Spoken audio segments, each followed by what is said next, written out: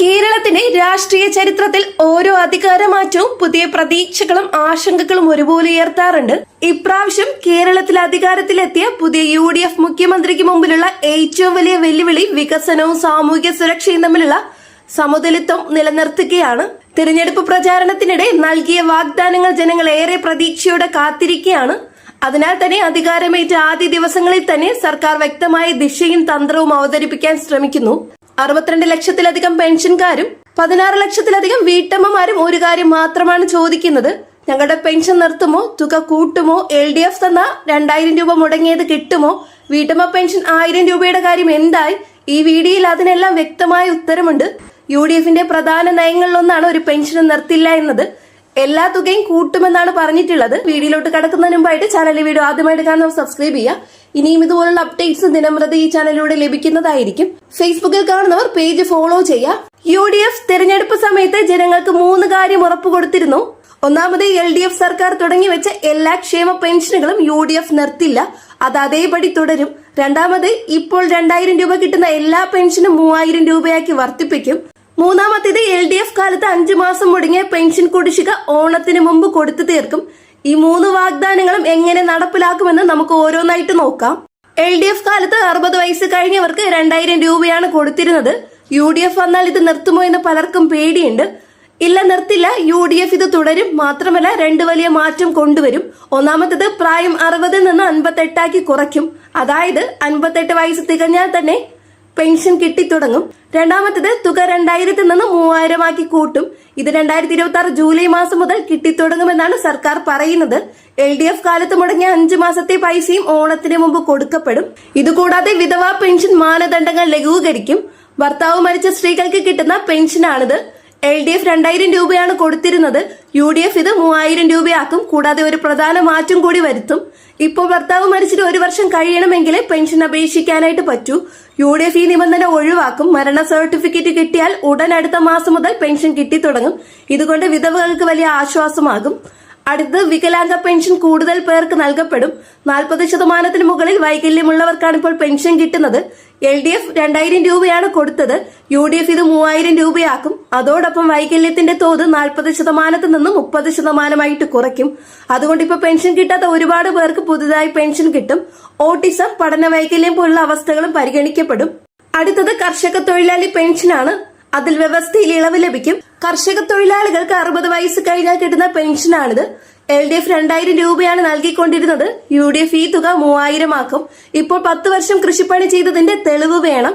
UDF ഇത് 5 വർഷമാക്കി കുറയ്ക്കും. സ്വന്തമായി കുറച്ച് ഭൂമിയുള്ള കർഷക തൊഴിലാളികൾക്കും ഇനി പെൻഷൻ ലഭിക്കും. ഇനി അടുത്തത് എല്ലാവരിലും ആശങ്കയുണ്ടാക്കുന്ന വീട്ടമ്മ പെൻഷൻ നിർത്തുമോ നിർത്തില്ലേ, അത് വലുതാക്കുമോ എന്നൊക്കെയാണ്. ഇതാണ് ഏറ്റവും കൂടുതൽ ആളുകൾ സംശയിക്കുന്ന കാര്യം.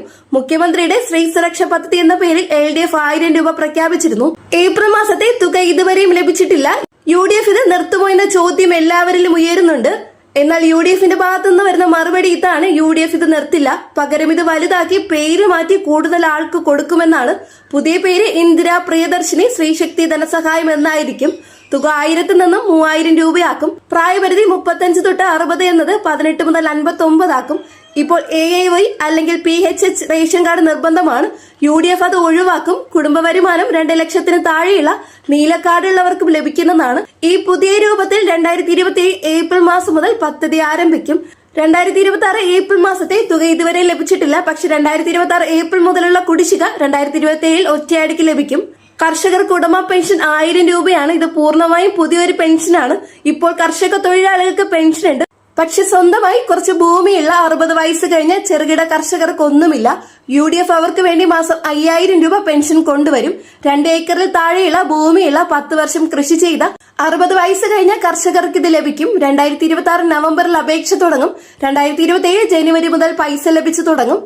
അടുത്തത് യുവജന തൊഴിൽരഹിത വേതനമാണ്. 2500 രൂപയാണ്. 21 വയസ്സിനും 40 വയസ്സിനും ഇടയിൽ പ്രായമുള്ള ഡിഗ്രിയോ ഡിപ്ലോമയോ ഉള്ള പക്ഷെ ജോലിയില്ലാത്ത യുവാക്കൾക്ക് വേണ്ടിയാണിത്. അവർക്ക് മാസം 2500 രൂപ സർക്കാർ കൊടുക്കും.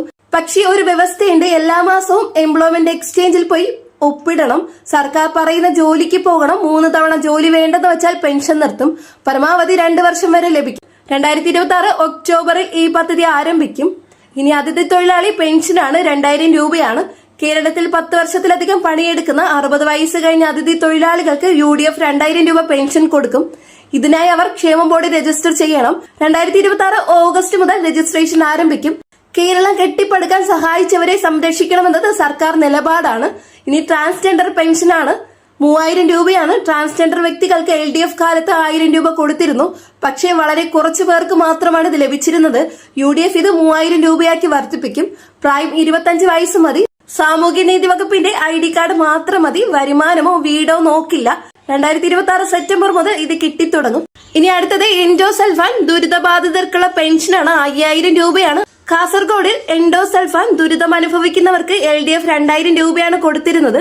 UDF ഇത് 5000 രൂപയാക്കി വർദ്ധിപ്പിക്കും. കൂടാതെ രോഗികളെ പരിചരിക്കുന്ന അമ്മമാർക്കോ ഭാര്യമാർക്കോ പ്രത്യേകം 2000 രൂപ കൂടി കൊടുക്കും. അതായത് ഒരു കുടുംബത്തിനാകെ 7000 രൂപ വരെ കിട്ടാം. 2026 ഓഗസ്റ്റ് മുതൽ ഇത് നടപ്പിലാക്കും. UDFന്റെ ഏറ്റവും വലിയ തന്ത്രം റീബ്രാൻഡിംഗ് ആണ്. LDF തുടങ്ങിവെച്ച ഒരു പദ്ധതി നിർത്തില്ല. പക്ഷെ അതിന്റെ പേര് മാറ്റും, തുക കൂട്ടും, ഗുണഭോക്താക്കളുടെ എണ്ണം കൂട്ടും. ഉദാഹരണത്തിന് ലൈഫ് മിഷൻ എന്ന പേര് മാറ്റി സ്വപ്ന ഭവന പദ്ധതി എന്നാക്കും. വീടിന് കിട്ടുന്ന തുക 4 ലക്ഷത്തിൽ നിന്ന് 6 ലക്ഷമാക്കും. കാരുണ്യാരോഗ്യ ഇൻഷുറൻസ് എന്നത് ജീവൻ രക്ഷാ കാർഡാക്കി 2 ലക്ഷത്തിൽ നിന്ന് 5 ലക്ഷമാക്കും. പുതിയ മുഖ്യമന്ത്രിയുടെ ആദ്യ നീക്കം ഭരണകൂട സംവിധാനത്തിൽ സുതാര്യതയും ഉത്തരവാദിത്വം ഉറപ്പാക്കുക എന്നതാണ്. ഇതിന്റെ ഭാഗമായി വിവിധ വകുപ്പുകളുടെ പ്രവർത്തനം വിലയിരുത്താൻ പ്രത്യേക ടാസ്ക് ഫോഴ്സുകൾ രൂപീകരിക്കപ്പെടുന്നു. ഓരോ വകുപ്പിനും വ്യക്തമായ ലക്ഷ്യങ്ങൾ നിശ്ചയിക്കുകയും സമയബന്ധിതമായി അവ പൂർത്തിയാക്കുന്നതിന് കർശനമായ മേൽനോട്ട സംവിധാനം കൊണ്ടുവരികയും ചെയ്യുന്നു. പ്രത്യേകിച്ച് ധനകാര്യ നിയന്ത്രണത്തിൽ കൂടുതൽ കർശനത കൊണ്ടുവരാൻ ശ്രമം നടക്കുന്നു. കാരണം സംസ്ഥാനത്തിന്റെ കടബാധ്യത ഒരു പ്രധാന പ്രശ്നമായി മാറിയിരിക്കുകയാണ്.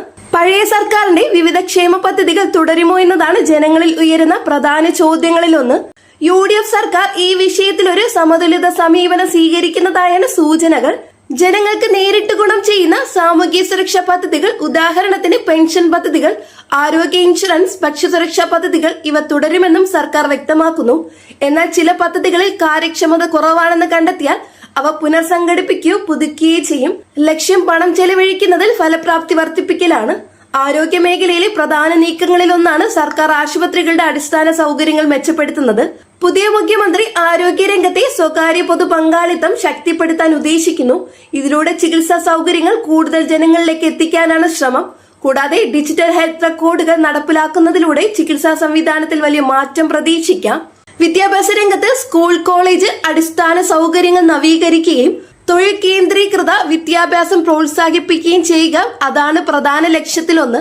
പുതിയ സർക്കാർ IT, AI, സ്റ്റാർട്ടപ്പ് മേഖലകളിൽ കൂടുതൽ നിക്ഷേപം ആകർഷിക്കാൻ ശ്രമിക്കുന്നു.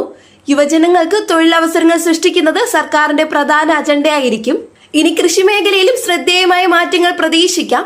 കർഷകർക്ക് നേരിട്ട് സഹായം നൽകുന്ന പദ്ധതികൾ ശക്തിപ്പെടുത്തുകയും കാർഷിക ഉൽപ്പന്നങ്ങളുടെ വില സ്ഥിരത ഉറപ്പാക്കാൻ പുതിയ മാർക്കറ്റ് സംവിധാനങ്ങൾ കൊണ്ടുവരികയും ചെയ്യുന്നു. ജൈവ കൃഷി പ്രോത്സാഹിപ്പിക്കുകയും കയറ്റുമതി സാധ്യതകൾ വർദ്ധിപ്പിക്കുകയും ചെയ്യുന്നത് സർക്കാരിന്റെ ദീർഘകാല ലക്ഷ്യങ്ങളിൽ ഒന്നാണ്.